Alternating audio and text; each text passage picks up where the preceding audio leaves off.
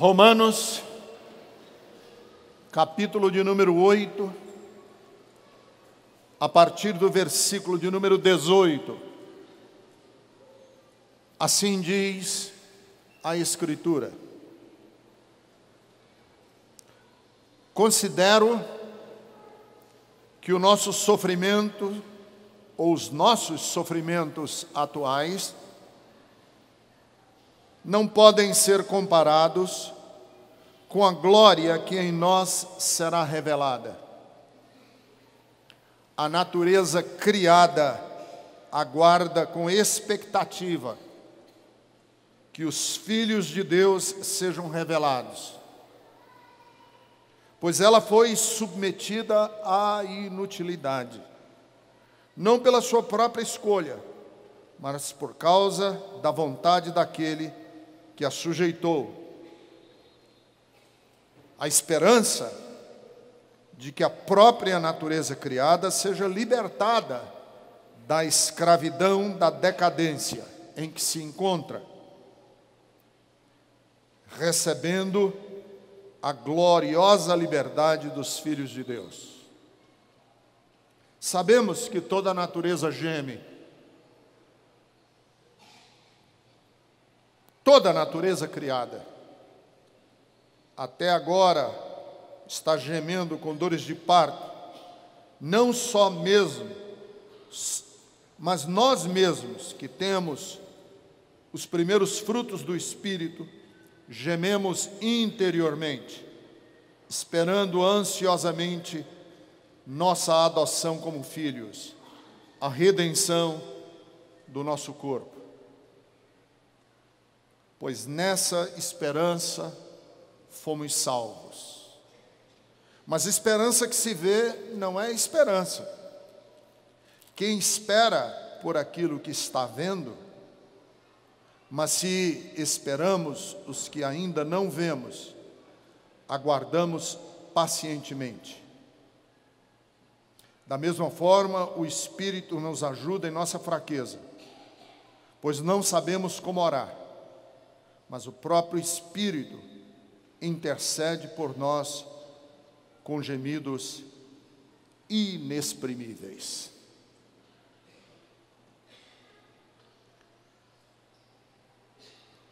Eu creio que mais do que nunca, nós não precisamos agora especificamente da fé. Chegou um momento que nós precisamos especificamente da esperança.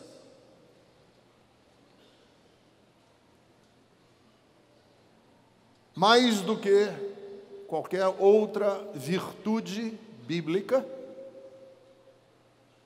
e de acordo com a teologia, 3 virtudes são as virtudes essenciais do cristão: a fé, a esperança e o amor.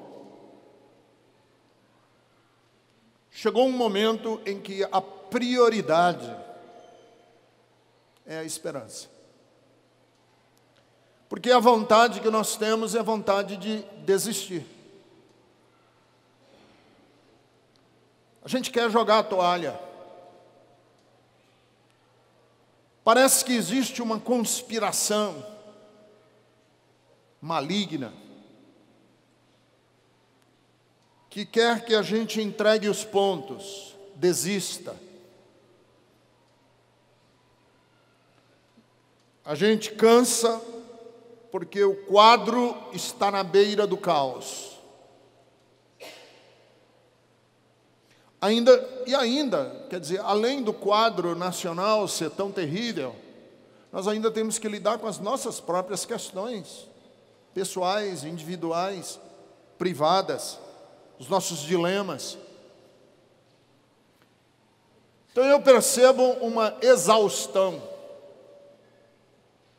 Não queremos mais que as coisas por si só se acertarão. Não, a gente não crê mais nisso. Porque a realidade do Brasil gera em nós desalento. Há uma sensação de impotência nacional.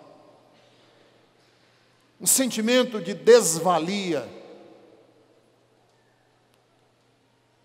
Vejam o quadro como ele é terrível. O segmento religioso está tomado de pessoas inclementes, sem compaixão. Os programas evangélicos que povoam tanto a televisão como o rádio, a única expressão que eu tenho para eles é que são fajutos. A promessa de milagres no atacado, milagres a granel, essa promessa soa aos nossos ouvidos como uma fajutice sem tamanho, uma exploração da miséria e da pobreza do brasileiro. Mas não é só o segmento religioso, não. Veja o judiciário. Nós chegamos às raias de não crermos mais sequer no Supremo Tribunal Federal. Porque todos nós sabemos que existe sim um escárnio jurídico no Brasil. Os pobres, os negros, os que vivem nas favelas, têm o rigor da lei sobre suas cabeças, tanto que 90% ou 99% da nossa população carcerária é de pobres. Os ricos, os bem conectados com a política, conseguem nos meandros da lei escapar. Eu digo que o Brasil vive um momento de desesperança. Não é ainda o desespero. Porque a desesperança é diferente do desespero. Desespero é a aflição extrema. Desespero é um cansaço existencial em que a pessoa desiste totalmente, fadiga. É o desespero. Uma pessoa desesperada é uma pessoa que está próximo da loucura. Agora, a desesperança, que é diferente, é uma ausência de sonhos. A desesperança é diferente do desespero, porque a desesperança é uma inatividade. A desesperança é a falta de brilho nos olhos. A desesperança é quando a gente para de pensar no futuro. Desesperança é quando a alma sofre sem que a gente saiba especificamente o que a faz sofrer. A desesperança é um desestímulo. Desesperança faz com que a gente fique passivo em relação ao presente e faz com que a gente tenha desprezo pelo futuro. Vou repetir. A esperança faz com que a gente fique passivo em relação ao presente e que a gente despreza o futuro. Mas eu creio que Deus quer nos curar da desesperança. Eu creio que a mensagem do Evangelho pode nos ajudar a vencer a desesperança. Porque viver é lutar. Lutar é resistir. E resistir, nunca desistir. Nunca desistir é um dom que nasce no peito da gente. E esse dom, eu dou o nome de esperança.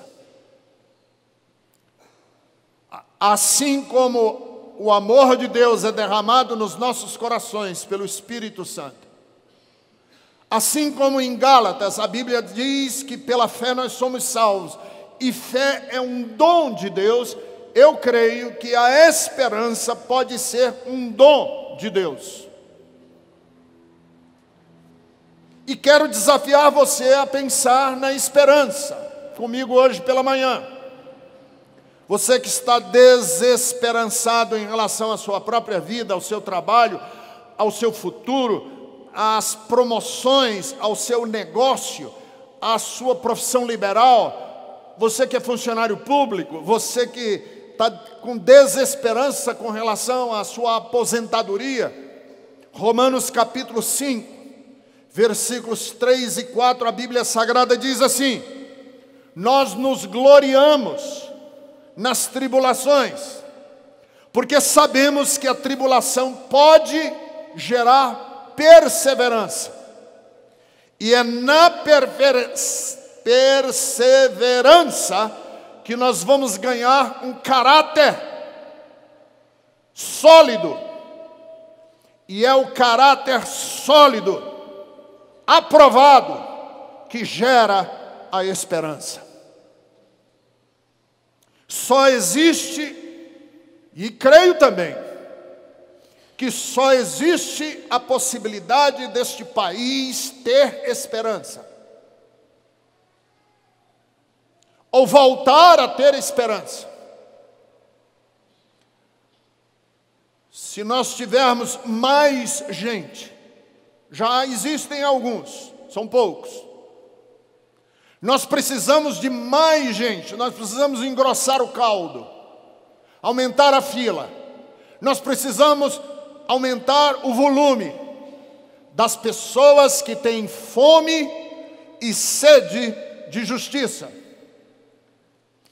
Vou repetir: sem fome e sede de justiça não há esperança. Por quê?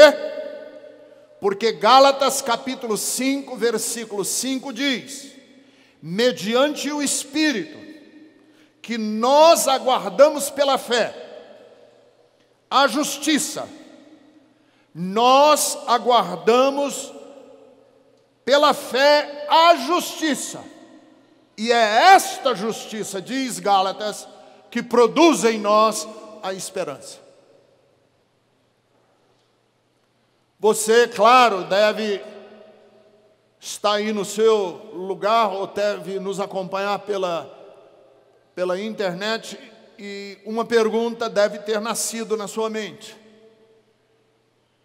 Não, tudo isso é muito bonito, mas de que maneira esse dom chamado esperança pode renascer no nosso coração, no meu coração? Porque eu perdi a esperança nas instituições políticas, no judiciário, perdi a esperança na possibilidade de nós termos segurança, porque existe uma banda podre da polícia.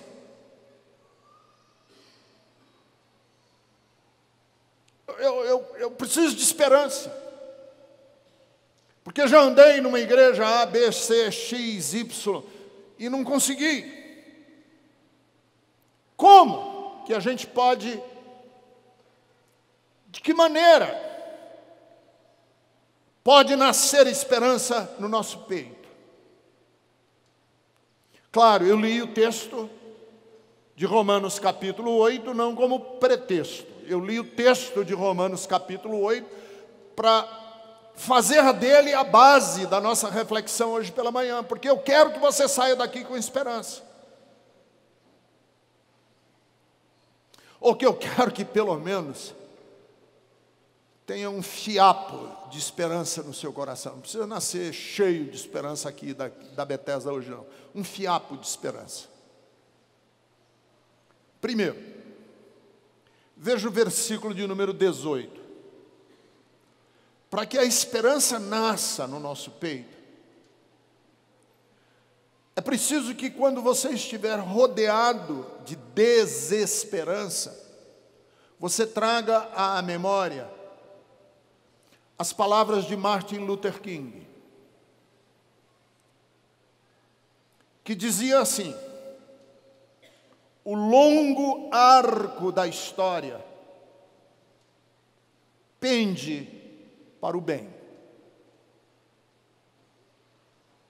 O longo arco da história tende para o bem. Nós temos que manter isso em mente. Porque no versículo de número 18, Paulo diz assim: eu considero os meus sofrimentos atuais menores, não podem ser comparados com a glória que nos será revelada. Em outras palavras, eu até admito que você seja pessimista a curto prazo, mas eu preciso, o mundo precisa, que você seja otimista a longo prazo. Entenderam o raciocínio? O longo arco da história não tende para o triunfo do mal, do perverso, do iníquo, do corrupto. Não, não. O longo arco da história não está na mão do fascismo. Não, não, não. O longo arco da história não está nas mãos dos racistas. Não, não, não. O longo arco da história, as presentes tribulações não podem ser comparadas com a glória que está no além. É preciso que você acredite que a última palavra não está com Nero, a última palavra não está com Calígula, a última palavra não está com Stalin, a última palavra não está com Pinochet, e a última palavra, glória a Deus, não está nem com Temer e nem com Trump. A última palavra ainda está nas mãos daquele que triunfou sobre a cruz do Calvário, e o nome dele é Jesus Cristo, o Senhor.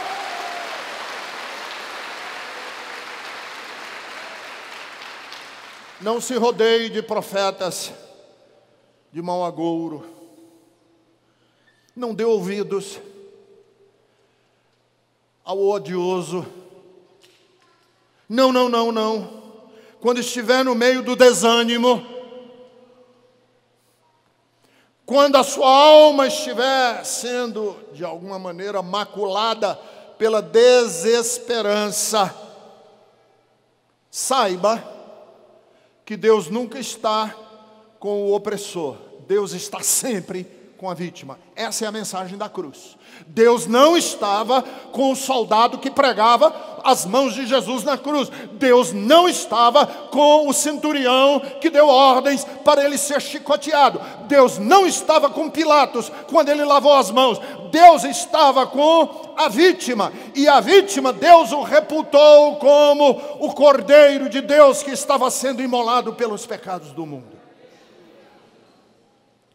Por isso, quando estiver cheio de desesperança, lembre-se de Isaías 57, versículo 15. Assim diz o alto e sublime, que vive para sempre, cujo nome é santo. Eu habito num lugar santo, mas também habito com o contrito e humilde de espírito, para dar novo ânimo ao humilde e novo alento ao coração do que está contrito e quebrantado. Quando estiver rodeados de mediocridades, diga para você assim: você está rodeado de pessoas medíocres, ordinárias, baixas, vis, odiosas. Repita para você mesmo assim: Deus não é parte disso. Deus não está aqui. E se Deus estiver aqui, Ele está aqui para denunciar, nunca para concordar. Então, acho que foi Humberto Eco que escreveu recentemente sobre a internet, que a internet é o esgoto da humanidade, hoje, também. Se você quiser poluir a sua alma, leia comentários da internet. Aí você vê como tem gente baixa, pequena, ordinária, vil, sem compaixão, inclemente, suja.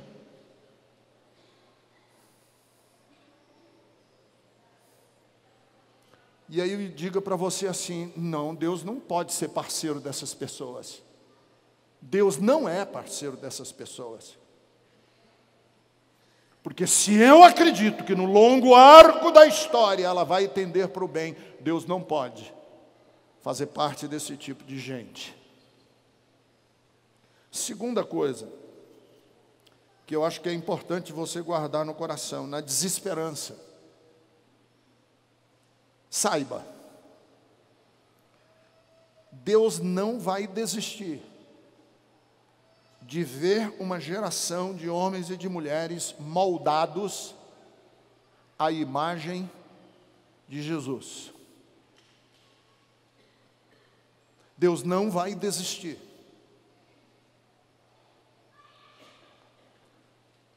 Versículo de número 19. A natureza criada aguarda com grande expectativa que os filhos de Deus sejam revelados. A natureza, os mares que estão poluídos, os esgotos a céu aberto, o rio Tietê, que é um lixo, o rio Pinheiros, que tem mais garrafa PET do que moléculas de hidrogênio. A natureza, os animais que estão sendo extintos, a natureza, as crianças que estão morrendo, a natureza criada, as pessoas que estão sendo empurradas para a margem social, a natureza criada aguarda com expectativa que os filhos de Deus se revelem. Porque os filhos de Deus, em tese, deveriam ser a causa da cura de um mundo que sofre devido ao pecado. A natureza inteira espera que homens e mulheres, segundo a imagem de Jesus, seja um motivo, seja um sal da terra, luz do mundo. A esperança é que a natureza será libertada da escravidão, da decadência em que se encontra, recebendo a gloriosa liberdade dos filhos de Deus. Portanto, na desesperança, pense assim, mas Deus não desistiu. Deus não desistiu. Mas não desistiu do quê? De suscitar uma geração de homens e de mulheres cuja vida, cujo comportamento, cujo empenho seja a cura, seja a salvação. Deus não é causa dos males que nós atravessamos no Brasil. Mas Deus é a força, o ânimo, destilado no coração de homens e de mulheres, força, ânimo, destilado no coração de homens e de mulheres, para que estes não permitam que essa geração toda se perca. Assim como o ouro é provado no fogo, o valor de quem é cristão e quem não é cristão está sendo provado agora nos comportamentos, nas atitudes. Como que nós nos comportamos no meio de uma tribulação? Como que cristãos se comportaram na Alemanha nazista? quando Hitler estava perseguindo judeus, homossexuais, testemunhas de Jeová, ciganos, como que os cristãos se comportaram? Afinal de contas, cigano merece mesmo. Afinal de contas, testemunho de Jeová merece mesmo. Afinal de contas, homossexual merece mesmo. Cruzaram os braços diante de um facínora. Como que cristãos se comportaram na África do Sul, quando os negros eram excluídos por lei? Como que cristãos se comportaram nos Estados Unidos, quando Martin Luther King se levantou e era tido como um devasso e foi denunciado pelo FBI como um terrorista?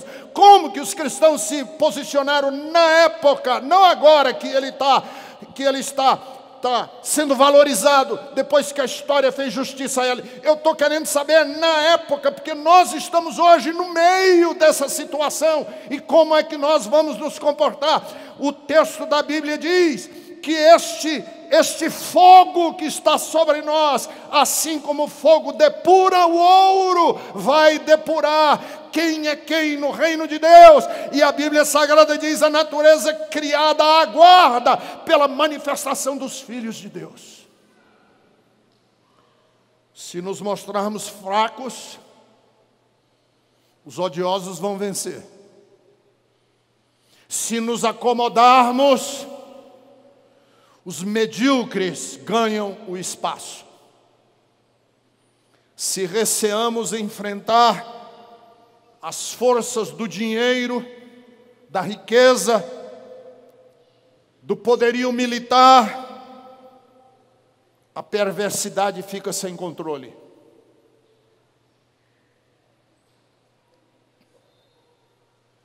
Primeira epístola de Pedro 1, 6 e 7.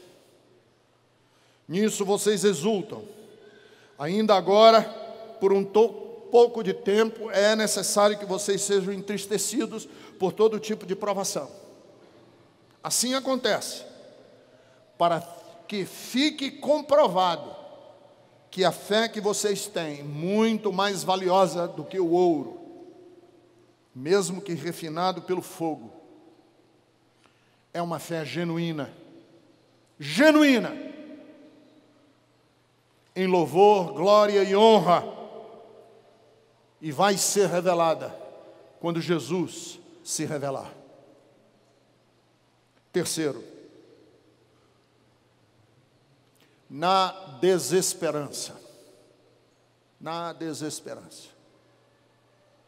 Lembre que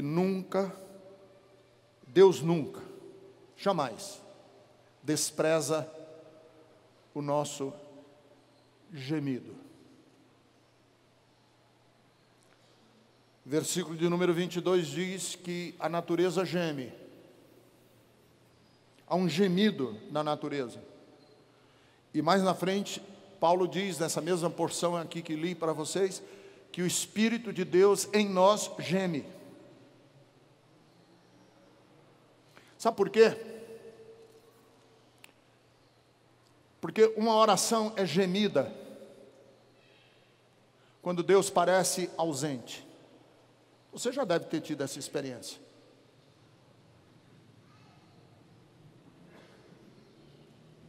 Quando Deus pareceu ausente da sua vida, você mal conseguiu orar.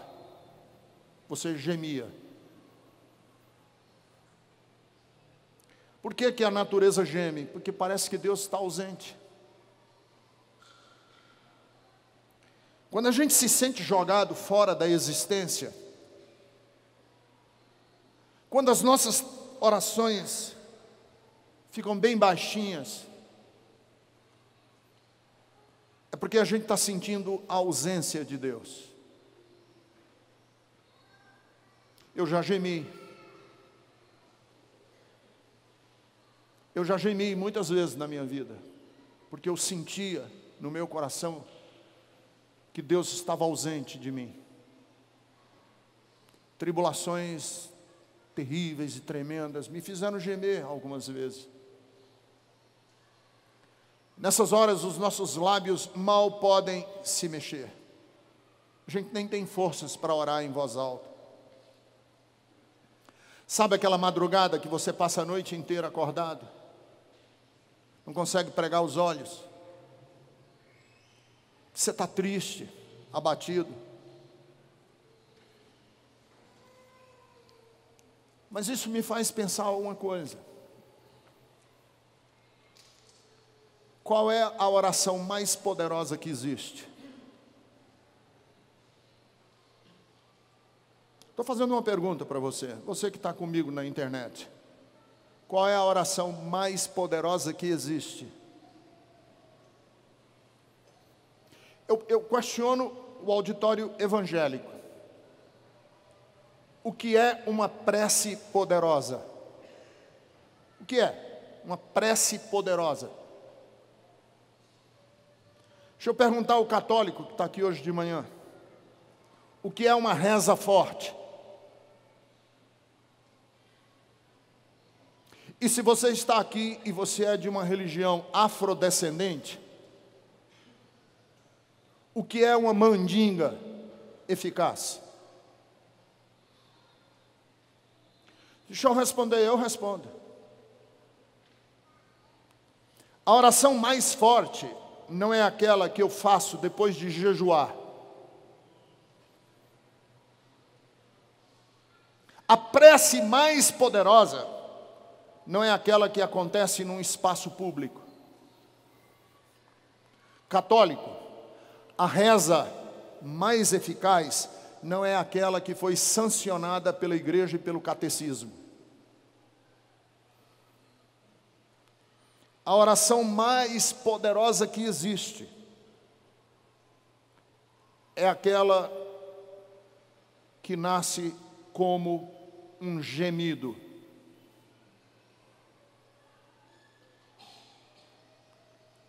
A oração mais eficaz é aquela que brota de um coração fragilizado. Quando eu não tenho mais recursos em mim mesmo. Quando eu mal consigo falar. Quando estou no fim das minhas forças. E as palavras saem balbuciadas, tremidas. Uma oração gaguejante é uma oração poderosa. Foi assim que Ana orou. Ana, a mãe de Samuel, mal conseguia mexer os lábios. Quem a viu orando até achou que ela estava embriagada. Que é uma oração poderosa? Oração de Davi. Que no meio da vergonha, fragilizado porque foi flagrado como homicida e adúltero, ele ora a Deus, no meio da sua fragilidade, e essa oração é poderosa. A oração de um pai,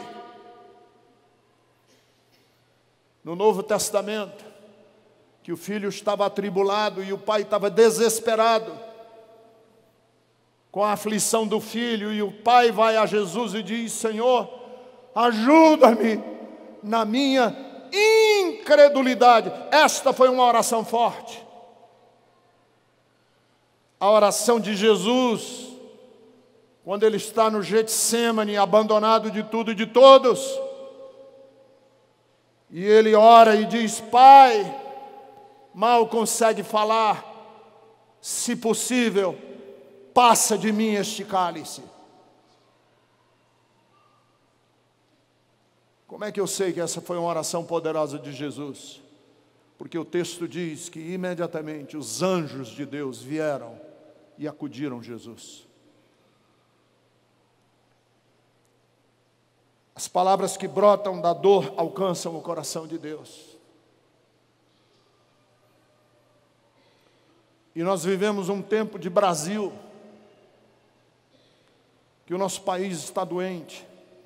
Nós vivemos um tempo de religião, que a religião está doente. Nós vivemos um tempo em que famílias estão doentes. Nós vivemos um tempo em que pessoas estão sofrendo e doentes. Pois da dor, do sofrimento, vamos clamar a Deus. E eu vou terminar dizendo assim, o que é que pode nos salvar? O texto diz que agora, o que pode nos salvar é a esperança. Agora não é hora de exercitar a fé. Agora é hora de abrir o coração para que a esperança seja derramada na nossa alma. Porque, como eu disse, viver é lutar. Lutar é resistir. E resistir, nunca desistir. Nunca desistir é um dom que nasce no peito e dou a ele o nome de esperança. E assim como Deus pode e quer derramar amor nos nossos corações, assim como Deus pode e quer derramar fé nos nossos corações, agora, o que nós precisamos é que Deus derrame esperança. Então, quando você pensar assim, eu não vou conseguir, diga para você mesmo, Deus é minha fortaleza e meu escudo, é a minha esperança em tempos de aflição. Quando você pensar, não, esse país não vai dar certo, diga para você mesmo, qualquer que seja o evento que vai marcar essa próxima semana,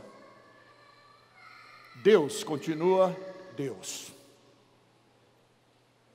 suscitando no meio desse caos e dessa anarquia, homens e mulheres que sejam a encarnação de Jesus nesse mundo. Quando pensar, não, nós não vamos conseguir vencer essas batalhas que se multiplicam, diga para você mesmo, não importa a ferocidade da batalha, nós não seremos tragados, esmagados e estraçalhados, porque Deus vela por nós. Não sabemos onde tudo isso vai dar certo, nem sabemos se vai dar certo, porque a esperança que se sabe não é esperança. Mas nós sabemos que a nossa causa é justa. E sabemos que a nossa causa é justa quando ela for a causa de Jesus. E quando ela for a causa expressa no Sermão da Montanha, capítulo 5, 6 e 7 de Mateus. O que pode me tirar a esperança? O que pode tirar de mim a esperança? Esse otimismo doce e enjoativo do Facebook. Isso tira a esperança de qualquer pessoa. Florzinha e frasezinhas bonitinhas de Facebook. Isso aí é bobageira que não dá esperança a ninguém. O que é que pode nos dar esperança? A certeza de que nos abismos, de que no inferno, e esse abismo e esse inferno estão bem próximos de nós. O Senhor é o que nos acompanha pelo vale da sombra da morte. O que pode me tirar a esperança? Essa ideia evangélica boba de que eu estou blindado e de que Deus vai criar uma blindagem ao redor da minha vida para que eu não seja atingido. Porque isso aí só gera decepção. O Senhor não me prometeu que no mundo eu não teria aflições. Ele prometeu que eu teria aflições sim. Mas a minha esperança me diz, Ele venceu. E se Ele venceu, eu posso vencer também. O que pode me tirar a esperança? O que pode me tirar a esperança é a alienação, cruzar os braços e deixar rolar para ver como é que fica.